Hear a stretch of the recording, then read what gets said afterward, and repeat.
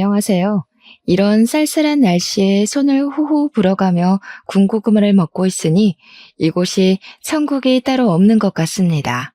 요즘은 군밤이나 군고구마 파는 곳을 찾기 힘들더라고요. 이런 것도 전부 편의점에서 파는 시대가 되었으니까요.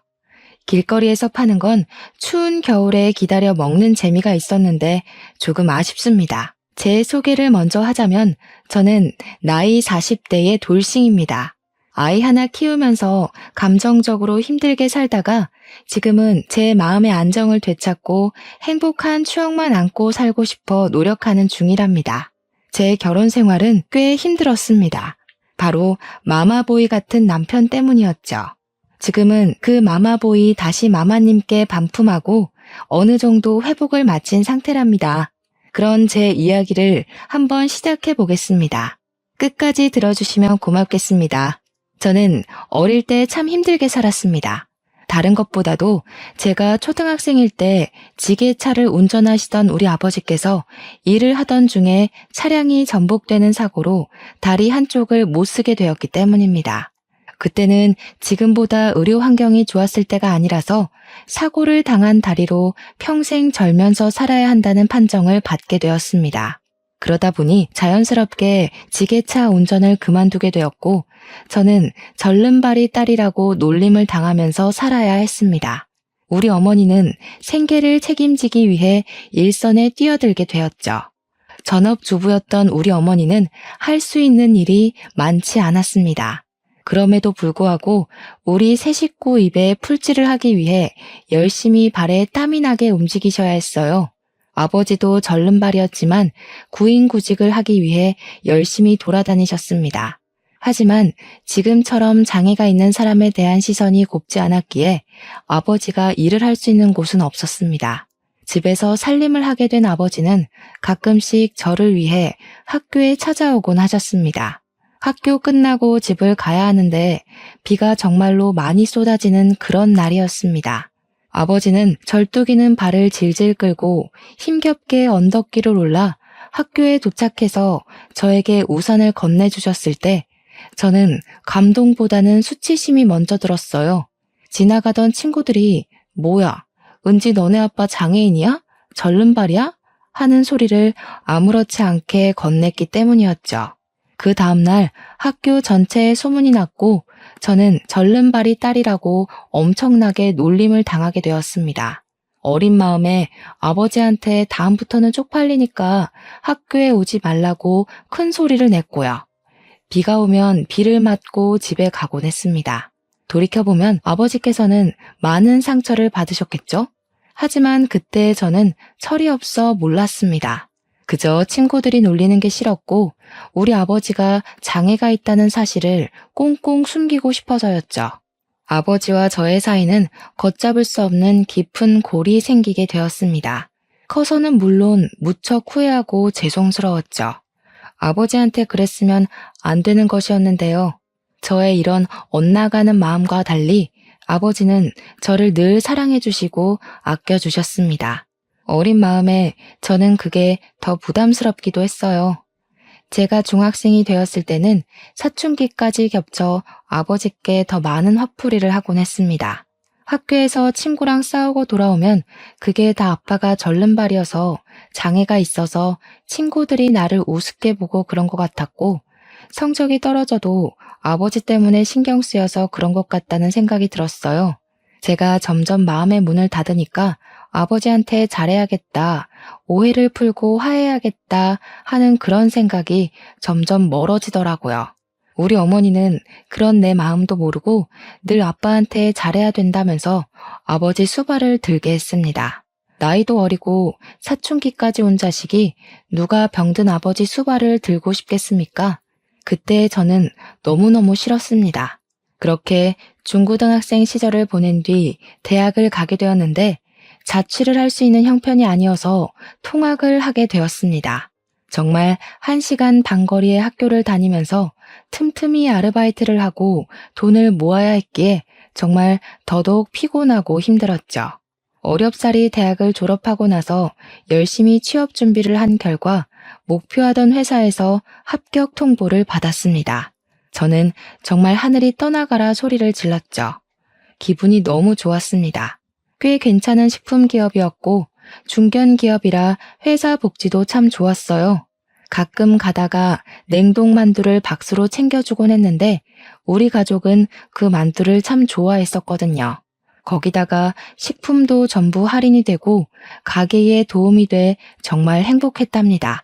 냉동 만두를 한 박스 들고 오는 날은 주변 집들까지 전부 만두 굽는 냄새가 진동했을 정도였습니다. 그런 저에게 28살쯤 회사 동료의 주선으로 소개팅이 들어오게 되었어요. 사는 게 바쁘고 힘들고 집안을 여러모로 돌봐야 했기에 연애 같은 건 꿈도 꾸지 않았습니다. 하지만 소개팅이 떡하니 들어오니까 설레더라고요. 소개팅 당일에는 준비도 철저히 해서 나갔습니다. 소개팅남은 생각보다 멀끔하고 진중한 성격인 것 같더라고요. 뭐 하나를 해도 고민을 많이 하는 성격이었죠. 누가 보면 우유부단하다고 생각할지도 모르겠지만 저는 진중해 보여서 마음에 들었습니다. 그렇게 연애를 시작했고 연애의 끝은 역시 결혼이 아니겠습니까? 저에게 만난 지 6개월 만에 프로포즈를 했을 땐 솔직히 많이 놀랐습니다. 하지만 저에게는 첫 연애였고 제 눈에 콩깍지가 심하게 쓰여 있을 때라 너무나도 그 프로포즈가 좋았어요. 이 사람도 나만큼이나 나를 원하는구나 싶어서 같은 마음, 같은 하늘을 걸어간다는 느낌이 들었달까요? 하지만 걱정도 물론 됐습니다. 제가 취업한 지 3년 차였기에 모은 돈이 많지 않았거든요. 거기다가 제가 집에 생활비까지 일부 지원하고 있었기 때문에 돈이 거의 없다고 해도 무방할 정도였어요. 그래서 제가 예비 신랑에게 모든 걸 털어놓았을 때 예비 신랑은 저에게 그런 걱정 같은 건 하지 말라고 저를 다독여줬습니다. 자기한테는 청약으로 당첨된 아파트가 있어서 신혼집 걱정이 전혀 없고 혼수도 비싸고 좋은 거 필요 없다고 했어요. 저는 그런 예비 신랑의 말에 자신감을 가지고 결혼 준비를 시작했습니다. 그런데 아무 문제가 없는 것이 아니었습니다. 바로 남편의 홀어머니, 즉 시모가 문제였던 거죠. 처음 인사드리러 간 날은 제가 긴장도 많이 했고 잘 보이고 싶었는데 시모한테는 만만한 이미지를 심어줬던 것 같습니다. 그날 저한테 정말 취조하듯이 하나하나 다 캐물어 보셨거든요. 제가 진땀이 줄줄 흐를 정도였고요. 인터넷 사연에서만 보던 그런 사람이 나타난 거였죠. 대학은 어디 나왔냐, 부모님은 뭐 하시냐 하시길래 어머니는 마트에서 일하시고 아버지는 집에 계신다고 했죠. 그러니까 그 집 남자도 하는 게 전혀 없네 하시면서 혀를 차시더라고요. 그래서 그게 아니라 사고로 한쪽 다리를 절게 되어서 일을 못 하시는 거라고 솔직하게 말씀을 드렸습니다. 그러니까 시모될 사람이 저한테 사고? 보상금은 받았니? 집에 현금 좀 있어? 하는 겁니다.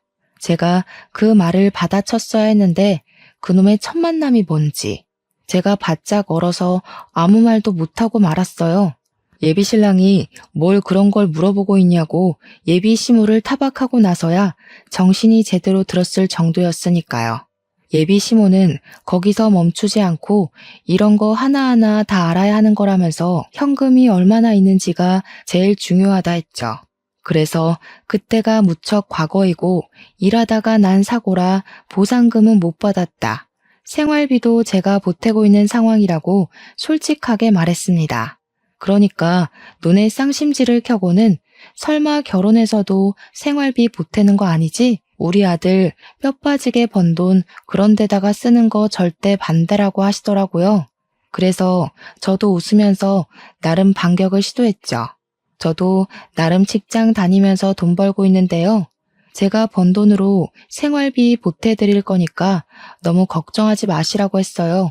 어차피 예비 신랑이랑 이 부부는 다 협의가 이뤄진 상태였고 저도 결혼하고 나서 우리 부부가 얼만큼의 생활비가 필요한지 아직 잘 몰라서 저희 부모님께도 말씀은 드려놨거든요.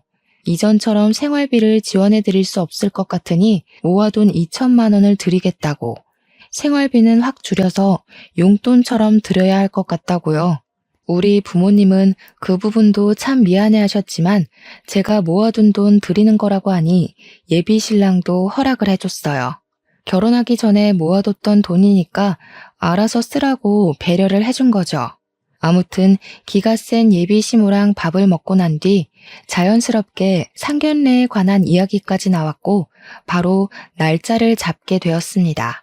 상견례 자리에서 제가 예상한 듯이 우리 부모님은 땀 뻘뻘 흘리면서 기가 센 시모한테 완전히 휘감겨 있더라고요. 시모가 설마 애들 결혼하는데 재 뿌릴 거 아니지 않냐면서 애들 등골 빼먹지 말자고 생활비에 관한 이야기를 못도 박았죠. 남편이 제 손을 콱 잡지 않았으면 벌떡 일어날 뻔했지 뭐예요. 이미 남편이랑은 다 상의가 되었기에 그냥 아무 소리 하지 않고 있었어요. 저희 부모님도 네네 하고 마셨고요. 물론 제 마음은 썩어 문드러지는 것 같았죠.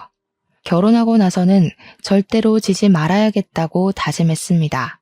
제 표정이 점점 굳으니까 예비 신랑이 예비 시모한테 한 소리 하더라고요. 엄마, 교양 없이 행동하지 마세요. 하고요. 그러니까 시모가 피식 웃으면서 교양? 교양? 내가 너 키운다고 얼마나 고생을 했니? 교양이 다 무슨 소용이야? 하시더라고요. 그러니까 우리 어머니께서 자식 하나 제대로 키우기가 참 힘든 거라고 고생 많이 하셨다고 인사치레를 했죠. 그러니까 시모가 깔깔 웃으면서 뭐라는 줄 아세요? 그래도 우리 남편은 죽어서 돈이라도 남기고 갔죠. 그러고 우리 아버지를 쓱 보는데 마치 우리 아버지한테 차라리 죽었어야지 절름발이로 살아남아서 가족들 고생시키네 하는 눈빛이었습니다. 물론 제가 비약적으로 생각하는 걸 수도 있지만 교양 없는 우리 시모라면 저런 속마음을 가지고도 남을 사람이었죠. 어색하고 애매한 공기가 흐르는 사이에서도 결혼식 날짜를 잡았고요. 시모가 통 크게 예단 예물은 하고 싶은 대로 하라고 넘겨주었습니다. 그 뒤로는 순조롭게 모든 것이 진행되고 있다고 생각했습니다. 저희가 웨딩 촬영은 하는 전날까지는요. 남편과 스튜디오에서 만나기로 했기에 숍에서 화장을 다 마치고 이모님과 스튜디오에 도착을 했는데 글쎄 시모가 스튜디오에 쫓아온 게 아니겠어요.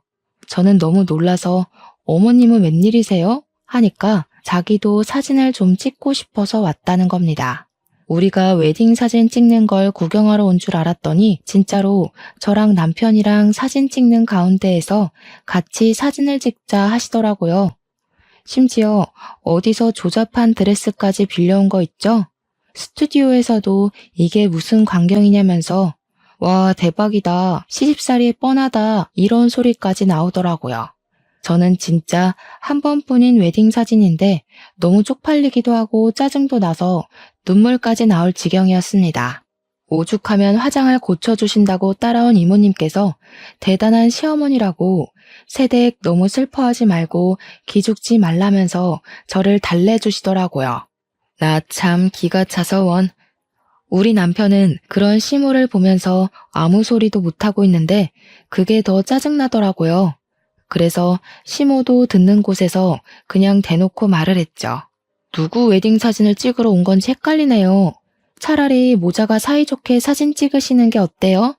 저는 그냥 집에 갈게요. 그러니까 남편이 한다는 소리가 우리 엄마는 결혼 사진도 못 찍고 결혼했다는데 불쌍하잖아. 우리는 다음에 리마인드 웨딩인가?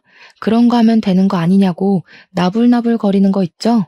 우리 둘이 찍어야 할 사진에 시모가 하나하나 낀 것도 모자라서 남편이랑 둘이서 사진 찍는 걸 뻔히 봤는데 리마인드 웨딩이라고 안 따라올 사람인가 싶더라고요. 그래서 그냥 웃는 얼굴로 말했어요. 그러지 말고 그냥 어머님이랑 평생 사는 건 어때? 나랑 단둘이 사진 하나 못 찍으면서 어머니랑 어떻게 떨어져 살으려고. 그러니까 제 웃는 얼굴이 진짜 웃는 얼굴이 아니라는 걸 깨달은 남편이 그제야 시모한테 나가라고 하더라고요. 이제는 우리 둘이 찍을 테니까 시모 보고 그만 집에 가보라고요. 한참을 구시렁거리던 시모가 제가 아무 소리 안 하고 쳐다도 안 보니까 그냥 집에 갔습니다. 이렇게 간단하게 보낼 수 있는 걸 왜 참아서 속을 알았는지. 웨딩 촬영을 아주 늦은 시간까지 하고 집으로 돌아오는 길에 혹시나 싶어서 신혼여행은 우리 둘이 가는 거지? 하고 물어보니까 남편이 말 잘했대요. 안 그래도 물어보려고 했다면서. 엄마가 해외에 한 번도 안 가봤다는데 그게 영 마음에 쓰인다는 거예요. 그래서 정신 나갔냐고 한 소리 했죠. 신혼여행까지 지금 시모를 모시고 가자는 반푼이 같은 소리를 하는 거냐고 하니까 남편이 우물쭈물해요. 그럼 나 신혼여행 안 갈 테니까 너네 엄마랑 둘이 다녀와 하니까 그건 또 아니지 않냐고 화를 내더라고요. 둘이서 해외여행 안 가는 이유가 뭐겠어요? 시모 수발 들기는 싫으니까 안 간 거겠죠. 안 그래도 억척스러운 시모가 해외 가서는 얼마나 진상을 떨어댈지 안 봐도 비디오니까요. 그냥 말이나 한번 꺼내본 거라고 말 돌리길래 그런 말 2번 다시는 꺼내지 말라고 불호령을 내렸습니다. 결혼하고 나서는 남편의 청약 아파트에 들어갔죠. 근데 그게 말이 좋아 청약 아파트지 시모한테 돈을 빌려서 얻은 집이었던 거예요. 그러면서 저희한테 시모가 2년 줄 테니까 빌려간 돈 2년 뒤에 갚으라고 하면서 돈 못 갚으면 그 아파트 팔고 합가를 하자고 하는 겁니다. 제가 무슨 소리를 하시는 거냐고 완전 펄쩍 뛰었죠. 그러니까 시모가 한다는 소리가 자기 노후 자금 털어서 아들 대출 안 받게 하려고 빌려준 돈인데 갚을 수가 없으면 합가를 해야지 하는 거예요. 남편은 저한테 엄마 노후 자금이니까 우리가 돌려드리는 게 맞지 이러고 있고요. 이미 남편이랑 이야기를 다 끝내둔 상태였던 거죠. 애초에 합가를 하려고 처음부터 뭐 집 알아서 해라 신경 안 쓴다 이랬던 거예요. 그래서 저도 이대로 끌려가면 안 되겠다 싶어서 웃는 얼굴로 대답했어요. 어머님, 그러면 저희 애 낳으면 애도 다 봐주시고 밥도 다 해주시고 청소도 다 해주시고 하는 거죠? 저희 맞벌이니까 어머님께서 집안일 다 해주시는 거 맞죠? 저 피곤해서 집안일 못해요. 그러니까 어머님이 펄쩍 뛰면서 아니 자기가 다 늙어서 며느리 수발을 들어야 하네요. 그래서 제가 노는 것도 아니고 바깥일 하는 사람인데 집안일을 어떻게 하나하나 신경 쓰겠냐고 했죠. 어머님이랑 같이 살면 입주 도우미도 필요 없겠다고 애들 줄줄이 소시지처럼 낳겠다고 했어요. 어머님께서 다 키워주실 거죠? 하면서요. 그러니까 시모가 일 없다고 나중에 다시 이야기하자면서 한 수 물으시더라고요. 그래서 나중이란 없어요 어머님 하면서 쫓아내버렸습니다. 남편은 저한테 어떻게 늙은 어머니한테 그걸 다 시키겠다는 소리를 아무렇지 않게 하냐고 저를 타박하더라고요. 그래서 그럼 네가 할래? 나는 맞벌이 하면서 집안일까지 신경 못 써. 우리 둘이 살 때도 너랑 나랑 반반 딱 갈라서 하는 거다 하고 못 박았습니다. 제가 남편한테 꼬우면 네가 집안일 다 해라 마무리하니 아무 소리 못 하더라고요. 도대체 왜 시댁 사람들은 전부 며느리를 자기 몸종인 줄 알고 대하는 걸까요? 우리 남편은 왜 이렇게 마마보이로 자란 건지 미리 알았더라면 절대로 결혼 안 했을 겁니다. 그래도 둘이 사는 신혼은 나름 괜찮긴 했습니다. 시모가 은근히 태클도 걸어오고 간섭도 하긴 했지만 버틸만 했고요. 저도 얼굴에 딱 철판 깔고 일일이 대드니까 시모도 저한테 작은 걸로는 트집을 잡지 않더라고요. 시모가 불쑥불쑥 찾아오지 못하게 애초에 비밀번호를 알려주지도 않았고 남편이 몰래 알려주면 비밀번호를 바꿔버렸어요. 하루는 남편한테도 비밀번호를 알려주지 않았더니 문 밖에서 벌벌 떨고 있더라고요. 2번 다시는 비밀번호 알려주지 않기로 약속하고는 집으로 들어오라고 문을 열어주었죠. 신혼 2년을 보내고 시모가 무슨 일수 받으러 온 사람처럼 저에게 노후 자금을 돌려달라고 당당하게 말을 하더라고요. 남편은 귀를 후비적거리고 있고 제가 정확하게 금액이 얼마냐고 물어보니까 3억이래요. 3억이 네 집 개 이름도 아니고 2년 동안 모아봐야 얼마나 모았겠어요? 당장이라도 합가할 기세로 나오는데 저도 지고 싶지 않았죠. 그래서 대출 받아서 드릴게요 했습니다. 그러니까 남편도 시모도 펄쩍 뛰는 거예요. 무슨 대출까지 받아서 주냐고. 그냥 합가하는 게 편하지 않겠냐고요. 도대체 합가 못해서 죽은 귀신이라도 들러붙은 건지. 제가 죽어도 같이는 못 살겠으니까 그냥 대출 받아서 드린다고요. 하고 대놓고 이야기하니까 시모가 부들부들 떠는 거예요. 저한테 더 우길 수도 없고 합가도 못하게 생겼으니까 생떼를 쓰면서 자기 한마디면 너 이혼녀 만들 수 있는데 참고 있는 거라고. 예쁘다 예쁘다 해줄 때 더 이상 기어오르지 말라고 하는데 남편도 사색이 돼서 엄마 하고 부르더라고요. 참나, 누가 무서운 줄 아나. 제가 아무 소리 안 하고 귀만 후비적거리면서 파고 있으니까 시모가 막 소리를 질렀어요. 한 번만 더 지켜볼 테니까 그런 줄 알고 조용히 있으래요. 그 뒤로는 뭐 더 하면 더 했지 절대로 덜 하지는 않았습니다. 합가를 못한 게 그리 억울했는지 시모가 시킨 건지 몰라도 남편이 저녁마다 전화해서는 엄마 밥 먹었어? 우리는 이제 밥 먹어 이러면서 오늘 반찬이 뭔지 일일이 말하고 있더라고요. 그러면 시모가 한 30분쯤 지난 뒤에 저한테 전화가 오더니 어묵볶음 간장에 졸인 게 맞냐? 미역국에는 소고기보단 굴을 넣고 해야 우리 아들이 좋아한다.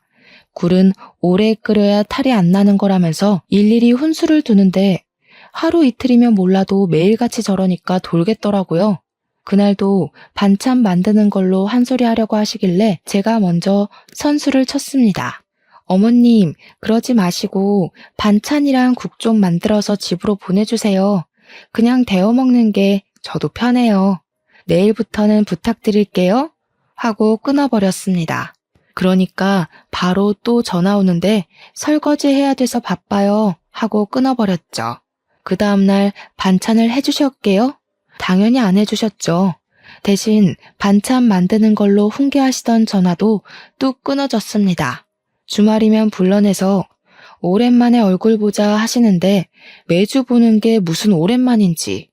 남편이랑 데이트하기로 했어요. 하고 피하고 제가 몸이 좀 안 좋아서요. 남편이랑 둘이 보세요. 하고 피했죠. 시모가 솔직히 자기 아들 보고 싶은 것도 있겠지만 저한테 잔소리하고 괴롭히고 싶어서 만나자는 소리로 들렸거든요. 속으로 그럴 거면 둘이 살지 왜 나랑 결혼해서 날 피곤하게 하나 하는 생각도 물론 들었죠. 하루는 장문으로 저한테 문자 메시지가 온 거예요. 우리 아들 옆에서 내조 잘하고 몸 관리 잘하고 있는 거 맞니? 임신은 왜 안 하니? 너 살쪄서 애가 안 생기는 거 아니니? 살 좀 빼라. 매일같이 몇 걸음 걸었는지 운동 몇 시간 했는지 나한테 보고하렴. 그래서 저도 최대한 예의를 갖추어서 답장을 보냈습니다. 회사 일하면서 저녁에 밥하고 빨래하고 하면 운동할 시간이 없네요. 아무리 남편이 가사를 좀 도와준다고 해도 전적으로 맡아주지 않는 이상 어렵겠어요. 남편한테 집안일 하라고 하고 저는 운동 다닐게요. 그러니까 바로 시모한테 전화가 오더라고요. 꼴릴 거 없어서 받았죠. 얘, 너 미쳤니? 우리 아들한테 집안일을 시키긴 왜 시킨다는 거야? 너 이혼당하고 싶어서 아주 수를 쓰는구나. 어머님 때문에 정말 이혼하고 싶네요. 누구는 뭐 이혼 안 하고 싶어서 가만히 있는 줄 아세요? 그렇게 귀한 아드님 보듬고 살 거면 결혼을 시키지 말았어야지. 결혼을 왜 시켜서 이러세요? 노총각 걷어준 거 고마운 줄 모르고 뻔뻔하긴 이 못돼 처먹은 아줌마 같으니라고. 다시 한 번 더 이혼하네 뭐네 하면 나도 가만 안 있어. 시모가 너 정신 나간 거야 뭐야? 야 이년아 하는데 전화 그냥 끊고 전원도 꺼버렸어요. 솔직히 이혼하고 싶은 마음이야 굴뚝같이 있었죠. 제가 친정에 이야기를 안 해본 것도 아니었어요. 그런데 친정엄마가 말리더라고요. 친정이 든든한 것도 아닌데 이혼까지 해서 낙인까지 찍히면 누가 절 데리고 가겠냐고요. 재혼이나 하겠냐면서 아직 살아본 지 얼마 안 됐으니까 버텨보라고 하는데 정말 가난이 죄구나 싶었습니다. 몇 개월을 고민하다가 결국에는 각방을 쓰자고 남편한테 이야기를 했어요. 그제야 시모한테 전화하는 것도 줄이고 연락도 못 오게 해주겠대요. 물론 그 약속은 한 달이 채 가지 않았습니다. 처음에는 집안일 도와주고 저랑 대화도 좀 하고 예전처럼 돌아오는 것 같더니 다시 아나무인 태도로 돌아가더라고요. 아, 이 사람은 갱생이 불가능한 사람이구나 싶어서 이혼이 답이다. 친정에 비비지 못하더라도 홀로 서기를 해보자 하고 결심했습니다. 그런데 하늘도 무심하시지. 그때 제가 임신을 하게 된 겁니다. 몸이 자꾸 축축 처지고 위열도 있고 감기 기운 같은데 이상하게 이전이랑 느낌이 다른 겁니다. 혹시 몰라 임신 테스트기를 해보니 두 줄이 딱 뜨더라고요. 병원에 갔더니 임신 5주 차라고 하는 거예요. 애가 생긴 마당에 홀로 서기는 물거품이 되었죠. 제가 임신했다고 하니 남편이고 친정이고 시댁이고 모두 경사났다고 난리가 났습니다. 웃긴 게 시모가 완전히 태세를 전환해서 저한테 너무 잘했다고 우리 며느리가 한 건 했다 난리를 치더라고요. 며느리 힘들어서 애 떨어지면 큰일 나니까 집안일 도와주라고 남편한테 눈치도 주고요. 저한테 무조건 아들일 거라고 우리 집안에 아들씨가 많다고 아주 장담을 하시더라고요. 그런 와중에 입덧이 시작되었고 입덧을 엄청 심하게 하는 바람에 남편은 제 눈치를 보면서 밖에서 밥을 먹고 들어오기 시작했어요. 처음에는 제가 아예 음식 냄새조차 못 맡았거든요. 그런데 한 16주쯤 지나니까 입덧도 사라지고 먹고 싶은 게 너무 많은 거예요. 그래서 남편 보고 일찍 들어와라. 같이 밥 먹자고 먹고 싶은 게 너무 많다고 이야기를 했죠. 근데도 자꾸 남편이 밥 먹고 왔다고 늦게 들어오는 거예요. 족발 먹고 싶은데 김치전 먹고 싶은데 하면 내일 낮에 사 먹으라고 지금 피곤해서 못 사다 준다고 서운하게 그러더라고요. 하루 이틀 지나니까 혹시 바람이 났나 싶어서 휴대폰을 뒤져보니까 글쎄 시무랑 밥을 먹고 들어오느라 늦는 거 아니겠어요? 너무 어이가 없어서 당장 남편에게 따지니까 제가 너무 이랬다 저랬다 시키는 게 많고 입덧도 하니까 배려하려고 먹고 들어온 거래요. 배려는 무슨 배려? 나랑 밥 먹는 게 배려해주는 거 아니냐고 했더니 그럼 우리 엄마는 혼자 밥 먹잖아 이러는 거 아니겠어요? 집에서 남편 기다리는 나는 혼자 아니냐고, 임신은 나 혼자 알아서 한 거냐고 따졌죠. 거기다가 제 뱃속의 아이가 17주의 딸이라는 걸 알게 됐거든요. 그랬더니 또 한 번 시모가 태세 전환을 하는 거예요. 아들인 줄 알았더니 어떻게 딸을 가질 수가 있냐면서 이제 집안일도 좀 하고 산모가 움직여야 애가 쑥쑥 나오는 거라고. 남편한테 집안일 시키지 말고 스스로 하라고. 나중에 애 낳고 어떻게 살림하려고 하는 거냐며 제 바가지를 긁었습니다. 와, 저는 뱃속의 아이 때문에 잠도 제대로 못 자는데 코 골면서 자는 주제에 손 하나 까딱 안 하는 남편이 너무 미웠어요. 그래서 저도 남편한테 아예 반기를 들었죠. 당신 좀 앉아봐. 임신, 출산, 육아는 나 혼자 하는 거야?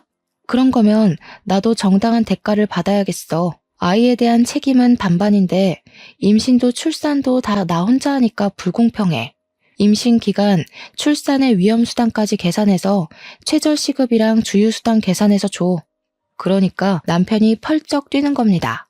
저는 아직 말이 끝나지 않았다고 혼자 죽을 것 같은 고통 참고 애 낳아야 하고 며칠간 몸조리 해야 되고 수유도 해야 되고 시터 비용, 출산 비용, 산후조리 비용 다 대라고 했더니 기가 막힌다고 하더라고요.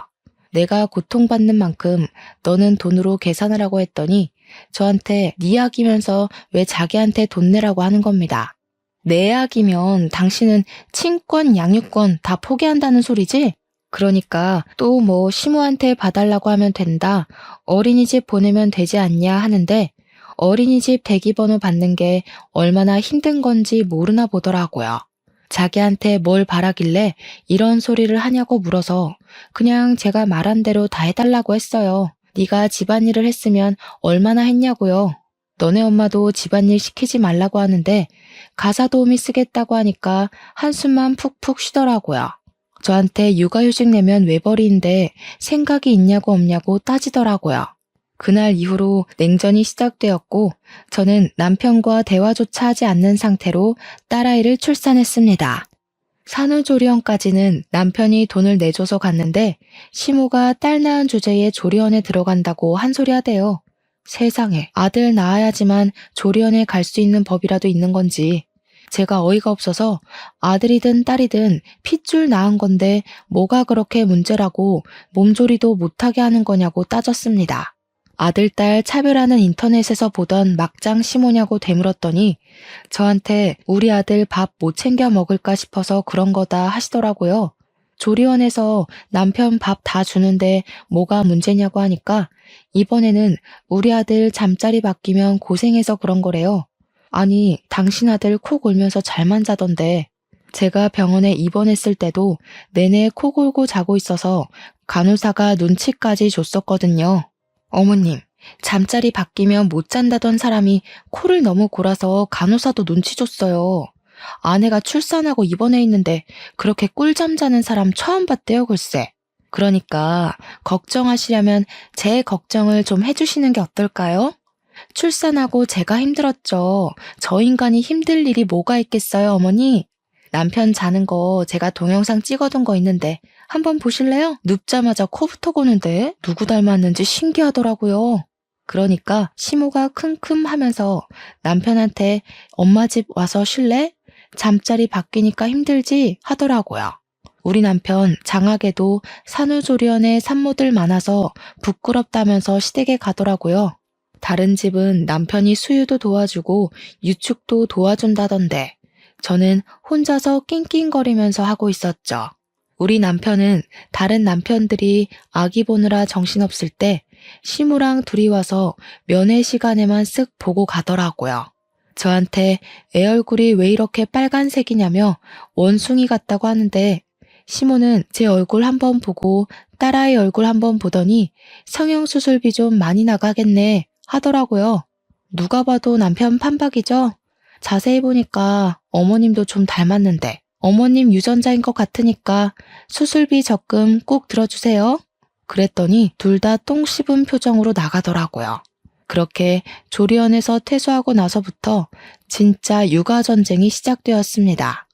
시모가 도와주면 된다고 호언장담을 하던 남편의 말과 달리 시모는 단 한 번도 도와주러 오지 않았고요.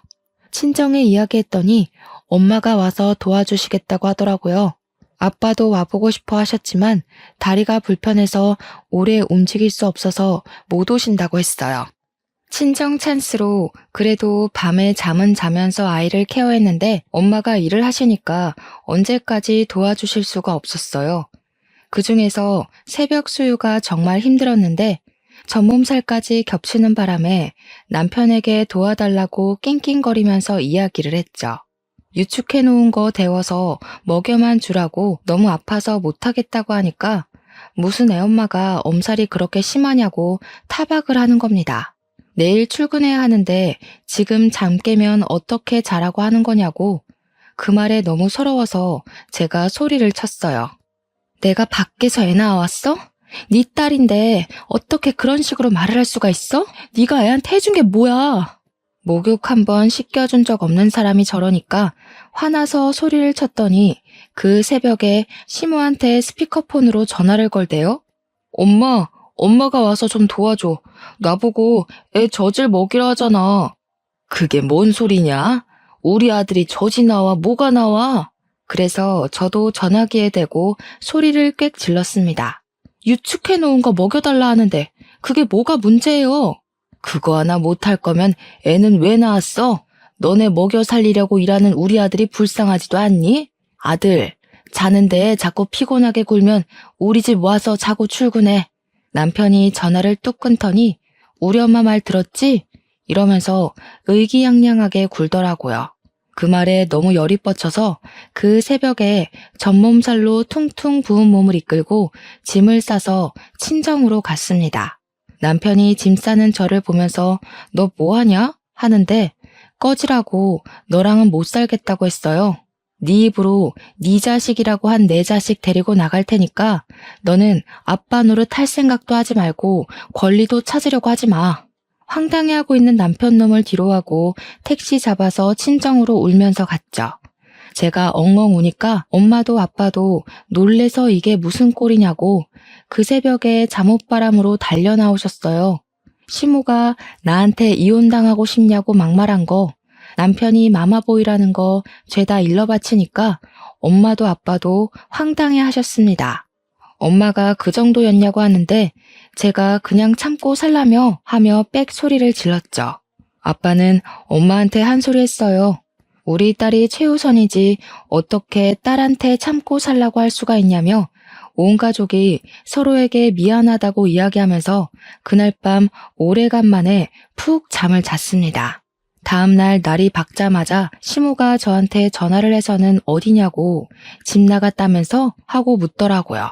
한 번은 단판을 지어야겠다고 생각이 들어서 친정 왔다고 이야기를 했더니 콧방귀를 끼더라고요. 뭘 잘했다고 거기 가서 앉아있냐고, 남편 흉보고 다니는 거 아니냐, 이혼당하고 싶냐, 또 똑같은 레퍼토리로 저를 싸잡아서 혼내더라고요. 그래서 제가 그랬죠. 내가 이혼을 왜 당해? 당하는 건 아줌마 아들이지. 나 이미 이혼하자고 했거든? 그러니까 씩씩거리면서 너 딱 기다려. 내가 거기로 갈 테니까 하면서 소리를 지르더니 전화를 뚝 끊어버리더라고요. 올 테면 와봐라. 나도 기다렸다 하는 마음으로 칼을 갈고 기다렸습니다. 진짜 오려나 싶었는데 기대했던 대로 씩씩거리면서 진짜 찾아왔더라고요. 저희 친정이 주택이라서 골목길 안쪽에 굽이굽이 있어서 찾기도 힘든데 어떻게 한 방에 딱 찾아왔더라고요. 웃긴 게 남편도 같이 씩씩거리면서 따라온 거 있죠? 문 열어준 아빠가 놀라서 엄마도 호출을 했어요. 마트에서 일을 하고 있다가 헐레벌떡 집으로 오셨더라고요. 5명이 거실에 둘러앉아 있는데 흥분이 가라앉지 않는 건지 시모가 씩씩거리면서 저한테 삿대질을 하면서 이야기를 하더라고요. 애가 배운 게 없어서 그런가 나한테 아줌마 아줌마 하대? 어디 쥐뿔도 없는 게 무슨 자존심이야? 그래서 저도 지지 않고 받아쳤죠. 몇 년 동안 나한테 이혼 가지고 협박하더니 내가 한다고 하니까 무섭나 봐? 그 나이에 애까지 달려서 이혼하면 누가 받아준다냐? 누가 받아줘야 이혼해요? 마마보이도 이혼 사유 되더라.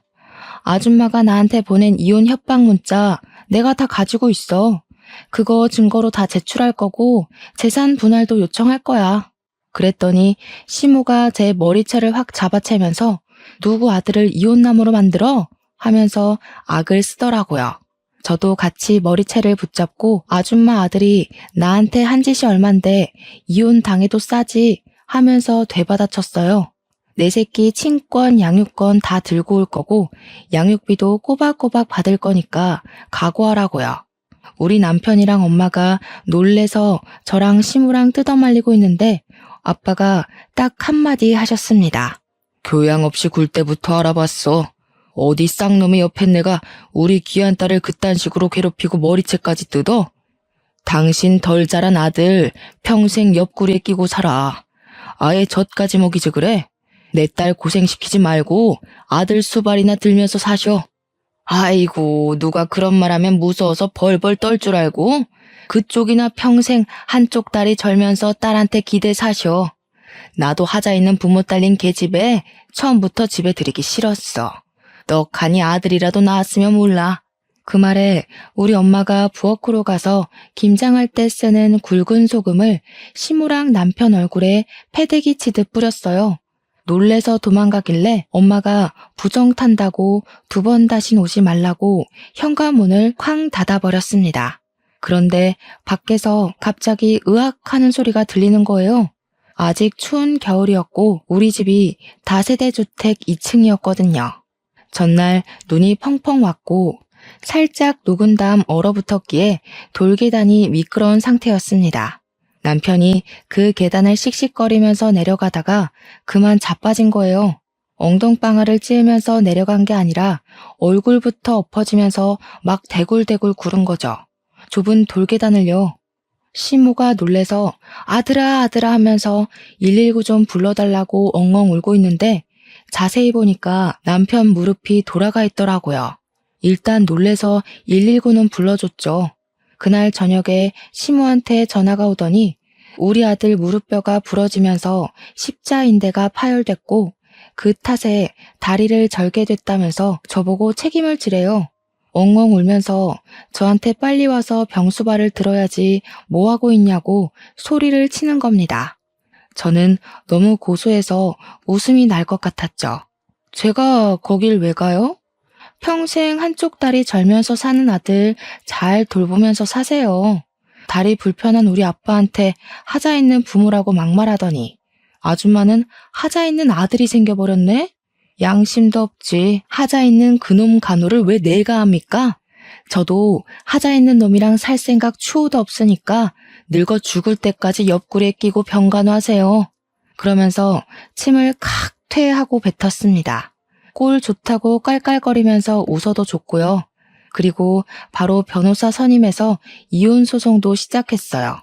재산 분할도 받을 수 있다고 하길래 조금이지만 받게 되었고 위자료도 당연히 받았죠.